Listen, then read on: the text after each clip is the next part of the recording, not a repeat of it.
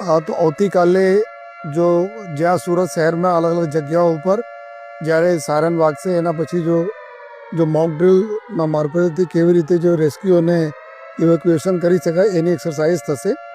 અને પછી જો એ સાંજે 7:30થી 8 તક જો બ્લેકઆઉટ છે, ફરીથી અમે રિપીટ કરીએ છીએ કે ફક્ત જો બલ્બ અને ટ્યુબ લાઇટ માટે છે, ના કે કોઈ લિફ્ટ બંધ કરી દે યા પૂરા પાવર જો બિલ્ડિંગને બંધ કરી દે એવી જરૂરત નથી.